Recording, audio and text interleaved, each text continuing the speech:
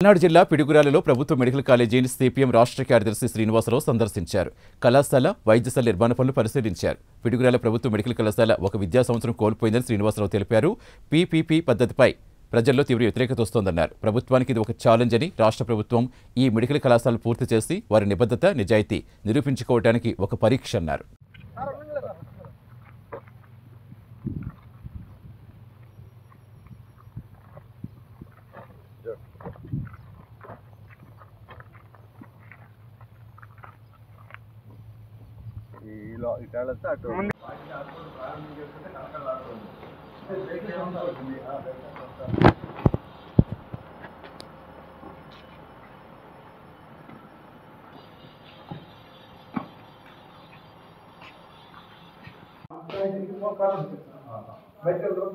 Road పోయి అవును sir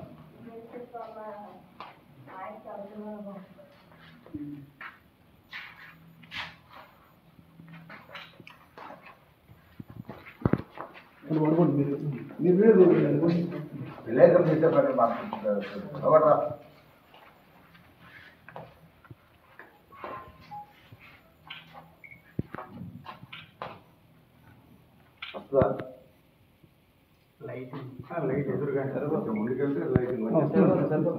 Piduguralla medical college ప్రభుత్వ ఆధ్వర్యంలో ప్రారంభమై ఒక విద్యా సంవత్సరాన్ని కోల్పోయింది. ఈ పాటికి ఇక్కడ మెడికల్ కాలేజీ ప్రారంభించి 100 సీట్లతోటి కళకళలాడాల్సినటువంటి ఆసుపత్రి గత సంవత్సరంన్నర కాలంగా మొత్తం కన్స్ట్రక్షన్ ఆగిపోయి ఇది మరలా తిరిగి ఒక ఎడారిలాగా మారిపోయింది.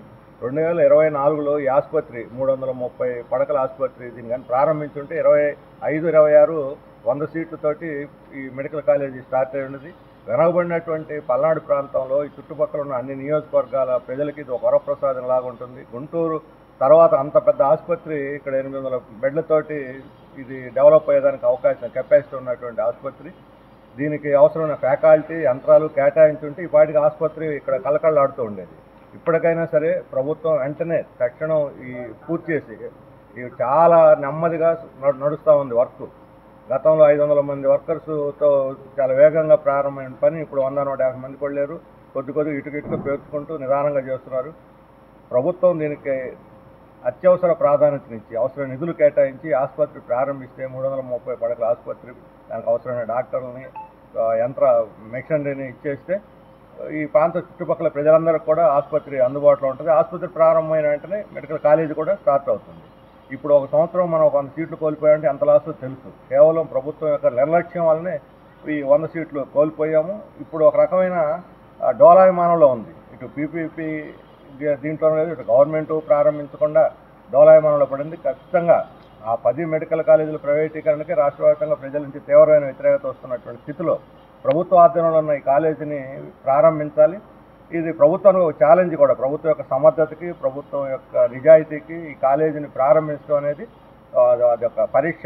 అందుకని దీన్ని ఛాలెంజ్గా తీసుకొని ప్రభుత్వం పూర్తి చేస్తుందా, నిర్లక్ష్యం చేసి వైఫల్యాన్ని మూట కట్టుకుందా రుజువు చేసుకోవాలని అవసరం రాష్ట్ర ప్రభుత్వం మీద ఉంది.